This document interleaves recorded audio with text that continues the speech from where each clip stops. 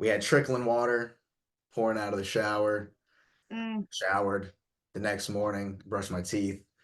5 minutes after I brushed my teeth, like the Amber Alert goes off and it's like, don't touch the water. I was like, what do you mean? And then another one goes off and it was like toilet flushing water only. I was like, what do you mean? Ended up getting a rash on my leg. It was all it's the whole thing. But Yeah, I seen that picture of I don't know if that was you or your buddy that got oh the, no, that was his eye. Yeah. oh, and his eye. Yeah. Oh my That God. was the Pensacola water. Yeah, that was That's crazy. crazy. He didn't even know a drop of water got in his eye. He said, I think a drop of water just got in my eye. That's all it takes. Yeah. Oh, that's wild. That's all she wrote. I mean, and here's the craziest part about that to me is we were installing a roof and a door on the lady's spring well. That's Mm. as pure as the water's gonna get. Like, Yeah. that's coming Yeah. straight. It was just a tiny hole, and we were at the peak of it. So there was no stagnant, it was flowing this way. So I mean, the water that's coming out is as pure as you're gonna get. Just end of Yeah. story. So just mind blowing. Like I almost felt guilty that we fixed her spring well because I didn't want her to get the impression like it's okay to drink out of it now. Like we told Right. Right. time and time and time again, like we brought multiple water testing kits. Look at this, look at this, look at like so I mean I still think about it to this day. I'm like, I really hope they're not like just picking convenience. Yeah, Yeah, we're yeah, kind of which in people that do. situation Yeah. ourselves right now because our well, we tested it, and we're in Marion, and Mhm. our well came back positive for like heavy high levels of E. coli and stuff. So we Yeah. haven't been using it. Yeah, yeah. So we haven't Yeah. been using it. We've been using bottled water now for like what, 2 months? Well, a Yeah, month, a month. yeah. Yeah. Yeah. So we need to get And that done. we're trying to get our landlord on getting that done, but I think she might be waiting on FEMA, so we're just gonna have somebody do it ourselves. But yeah, so I mean, and there's so many days where, like you said, picking the convenience, I'm just like, man, I just want to do it, and I'm like, no, God, no, I that's know. always It to scares get me. sicker. Yeah. So people know like a lot of people don't realize the radius of how badly this area's been affected. Just Hmm. so people know where he's talking about, like Swannanoa is 10 miles east of Asheville, basically. Yeah, Yeah, right. So yeah, we're a good 40 miles east. Oh yeah. So yeah. yeah, so yeah, we're another 35 minutes from You Asheville, wouldn't think that it would be affecting our stuff here the way but it it is. goes way further than here. Yeah. Wow, if you're over there, Swannanoa is some of the worst of what was affected. Is that what you're seeing first? Is that? Yeah. We were in Swannanoa Black Mountain Bat Cave. Yeah. Bat Cave was I mean Uh, that's rough. we went up. Crap. I think it was called I-9. Don't quote me on that. But we had our box trucks, so we were basically tasked delivery jobs the whole time through moonshine. They had people getting recon missions and getting intel. So they would just get. So we actually did a bunch of work from Black Mountain. I think we were in Spruce Pine 4 days of that first 7, 8 days we were down there. We went as far as Cherokee that way, and then up close to you guys that way. So I mean, that was crazy. But one time we went up I-9 to I think it's called Earth Haven. It's like a commune, and Oh, we listened to old GPS when we shouldn't have. We should have gone up Old Fort. We went up old I-9, and Oh wow. I'm not kidding when I say that was without a doubt the most terrifying experience of my life. I mean, oh, we once you're going up, it's maybe doable in a car, maybe an SUV. Box truck, certainly not possible to turn around. So we get oh there God. and we look up and we just see like if this was the road, this much of the road was left. Oh my God. And minimum a dozen places. And 5 to 10 of those places, you're looking at 100 foot plus drop straight down. There was one time, one of those passings, our wheel was hanging over that much. Oh And my God. I'm having an anxiety it's attack just thinking. yeah, no, I mean, I'm not kidding. Like, it's hard to explain because obviously I know, Woo! my brain knows we're out of that situation. We're not going back. We're not in danger. When I talk about it, my heart's like, I don't know. Are you sure we're out of it? I'm like, it doesn't feel that way. But no, I mean, it's crazy. Yeah. So I would say from Cherokee wasn't hit that bad. That's actually where we got the name Brakefire from. We were going down Soco Mountain, which is, and we get to the bottom at the Cherokee reservation pastor's house, and our brakes caught on fire. Oh my God, really? Oh. I see. I thought y'all just like had that name for some reason. Now that's cool to find out how you got your name. That We sucks that earned you're that one. fire. Yeah.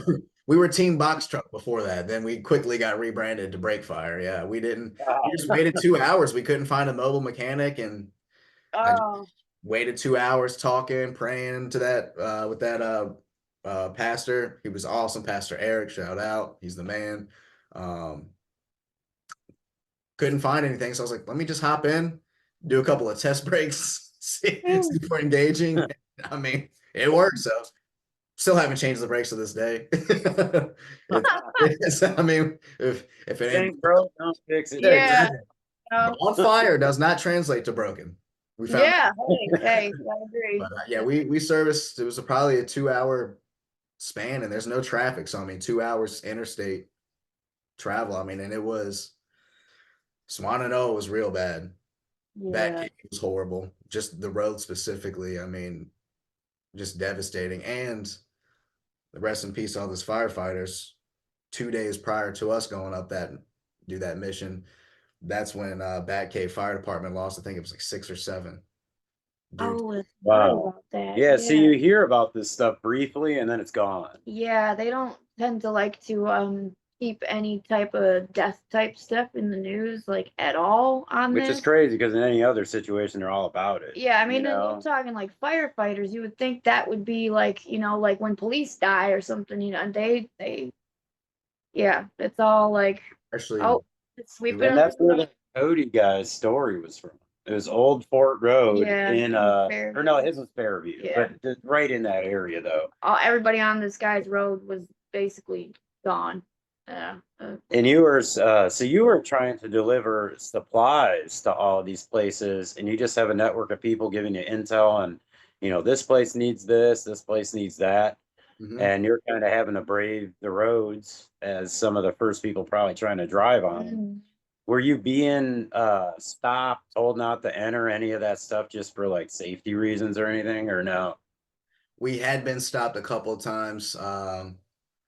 So at the bottom of Pensacola, they had state troopers. I mean, honestly, up until a couple of weeks ago. But every time that we got stopped, we just said we had a physical list. So we'd say, here's where we're going. Here's the person who requested these items. Mm. And then we just look at it like that. And then they would just kind of look around. They'd be like, all right. I mean, Yeah. so Yeah. we ran into any of those issues. Now we had entities, try to do the whole seizing thing, kick you out. I mean, we did get kicked out of Camp Dorothy walls. I've heard of a few people having problems over there. I heard it got shut down by, like you said, EMA Yeah, speak pig yeah, Latin. we got So they allegedly just bought it. They just bought the rooms. So it wasn't like we don't like what you're doing here. We don't like your operation. Get out of here. It was, hey guys, we actually bought all these rooms out. We're gonna need you to get out. Yeah. So Oh, wow. we'd actually left the day before, me and my partner, so we weren't there for that. But they ended up having to pack up. That kind of, I mean, not kind of that. We had about a 60, 80 man mission there, and female, obviously. Like it was, Oh man. we had 24-hour security over all the donations. That was the biggest stipulation of the church, is that they wanted to make sure that there was security going on. Yeah. Because they own both the properties, so makes sense. But I mean, on that note, we had looters 5 of the 7 nights that we were there. Oh, so that was happening a bit. Oh, See, yeah. we didn't see none of that, but I could imagine. Well, and I know that out in like Spruce Pine and a couple of the areas towards that way, there was a lot of talk of problems of that. We didn't see any of it. Or at least they were Personally, worried but about it. We actually did have a couple people that started to come to our church down the street from here and like go through stuff in the back without permission. So I mean, people, once one does it, then more will follow. So I think that My theory is the late looters, as I call them, the ones who show up the last week or two. I think they're all out of towners. Oh, I think so too, and they're selling the stuff. I Yeah. think Yeah, makes I think sense. that they heard because I mean, again, is the selflessness of all these donation hubs. I mean, I've seen people get vetted for generators, but Mhm. beyond that, I need heaters. Take the heaters. I need take this, take that. I mean, no one was Yeah, ever told anything, and I quickly realized I was like, this is probably going to turn into an issue because it has now. so many Yeah. people saying, "Oh, I just got whatever I needed here," blah blah blah. I was like, that's just going to attract the out of town Yeah, looters. good. Yeah, Yeah. we've had that going on to where, you just wait when we bring supplies in now, it's kind of like, okay, we have an idea of like where it's going to go and like to who in that area it's going to go before it even comes in. And Yep. so we make sure that it goes to those direct places. And then what's left over, it's like, okay, we can figure out who can come in and get it. But if you're someone that's coming to the church 17 times, it's like, I'm sorry. Yeah, but you start to remember faces. so we do start to ask some questions, and it's like, yeah, you might feel bad asking the questions, but at the same time, like, I'm not trying to have somebody take something that someone else truly needs, Yeah, we're here to help, not provide you all of this stuff. Yeah, You would yeah. Right.